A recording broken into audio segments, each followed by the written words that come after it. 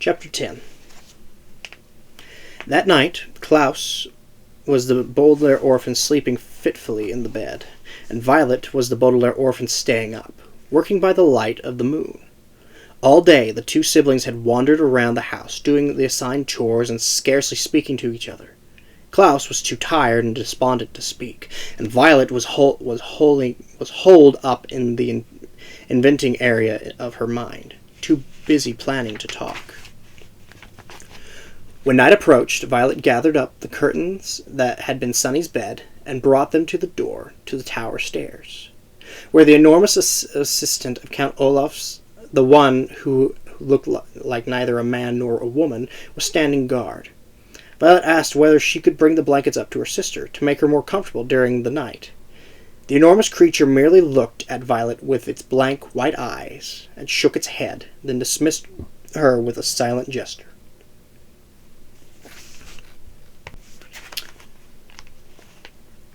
Violet knew, of course, that Sunny was too terrified to be comforted by a handful of draperies. But she hoped that she would be allowed a few moments to hold her and tell her that everything would turn out all right. Also, she wanted to do something known in the crime industry as casing the joint. Casing the joint means observing a particular location in order to formulate a plan. For instance, if you were a bank robber, although I hope you aren't, you might go to the bank a few days before you plan to rob it. Perhaps wearing a disguise, you would look around the bank and observe security guards, cameras, and other obstacles so you could plan how to avoid capture or death during your burglary. Violet, a law-abiding citizen, was not planning to rob a bank, but she was planning to rescue Sunny, and was hoping to catch a glimpse of the tower room in which her sister was being held prisoner, so as to make her plan more easily. But it appeared that she wasn't going to be able to case the joint after all. This made Violet nervous, as she sat on the floor by the window, working on her invention as quietly as she could. Violet had very few materials with which to invent something, and she didn't want to wander around the house looking for more for fear of arousing the suspicions of Count Olaf and his troop. But she had enough to build a rescuing device. Above the window was a sturdy metal rod, from which the curtains had hung, and Violet took it down, using one of the rocks Olaf had left in a pile in the corner. She broke the curtain rod into two pieces. She then bent each piece of the rod into several sharp angles, leaving tiny cuts in her hands as she did so. Then Violet took down the painting of the eye. On the back of the painting, as on the back of many paintings, was a small piece of wire to hang on the hook. She removed the wire and used it to connect the two pieces together. Violet had now made what looked like a large metal spider. She then went over to the cardboard box and took out the ugliest of the clothes that Mrs. Poe had purchased, the outfits the Baudelaire orphans would never wear, no matter how desperate they were. Working quickly and quietly, she began to tear these into long, narrow strips, and tie these strips together. Among Violet's many useful skills was a vast knowledge of different types of knots. This particular knot she was using was called the Devil's Tongue. A group of female Finnish pirates invented it back in the 15th century, and named it the Devil's Tongue because it twisted this way and that in the most complicated and eerie way.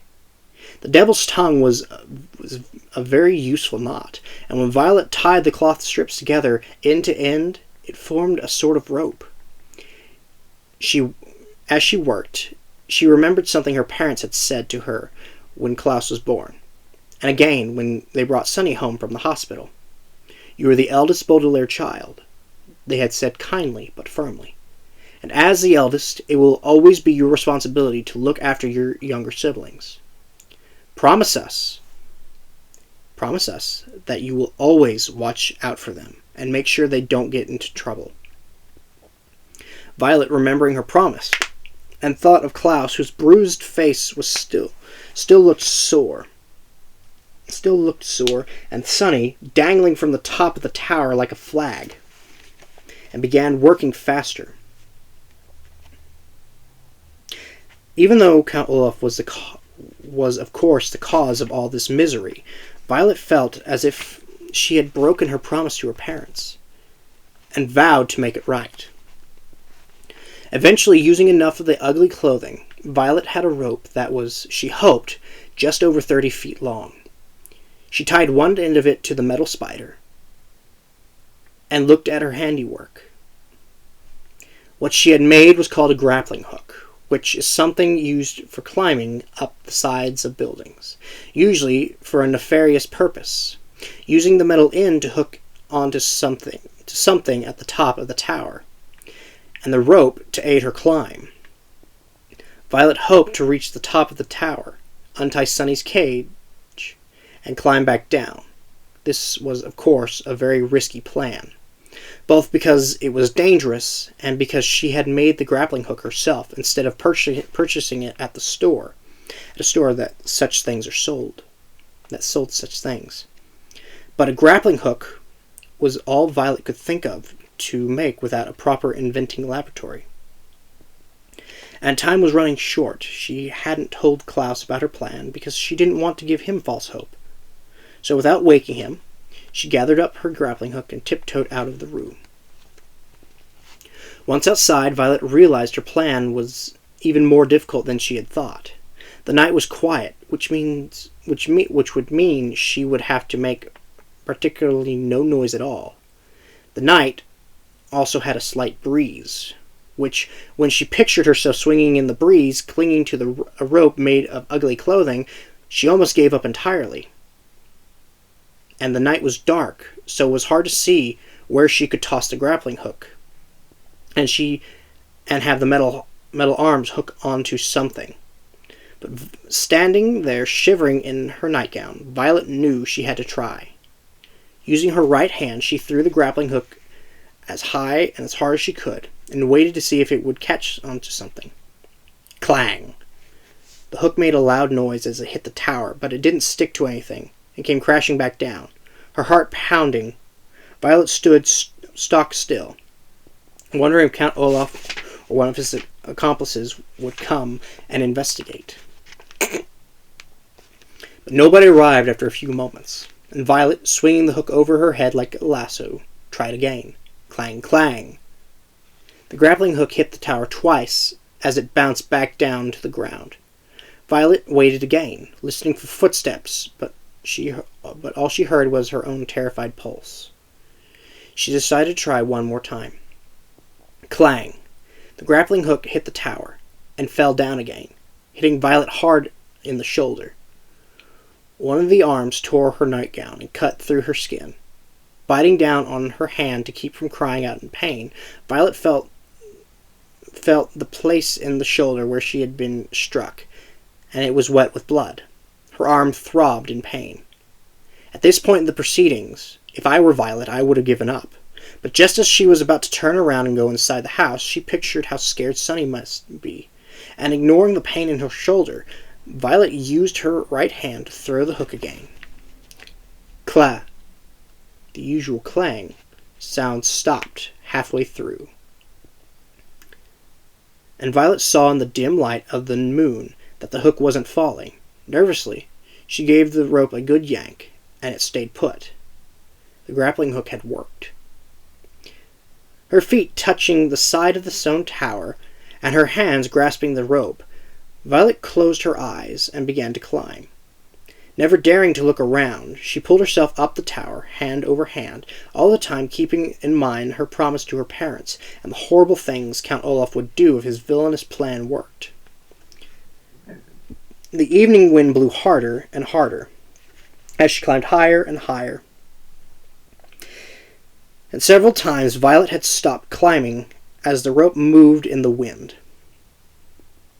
She was certain that at any moment the cloth would tear or the hook would slip, and Violet would be sent tumbling to her death. But thanks to her adorant inventing skills — the word adorant here means skillful — Everything worked the way it was supposed to work, and suddenly Violet felt herself feeling a piece of metal instead of cloth rope. She opened her eyes and saw her sister Sunny, who was looking at her frantically and trying to say something past the strip of tape. Violet had arrived at the top of the tower, right at the window where Sunny was tied. The eldest Baudelaire orphan was about to grab her sister's cage and begin her descent when she saw something that made her stop. It was the spidery end of the grappling hook, from which, after several attempts, had finally struck onto something into the tower. Violet had guessed during her climb that it had found some notch in the stone or part of the window or perhaps a piece of furniture inside the tower room, and stuck there. But that wasn't what the hook had stuck on.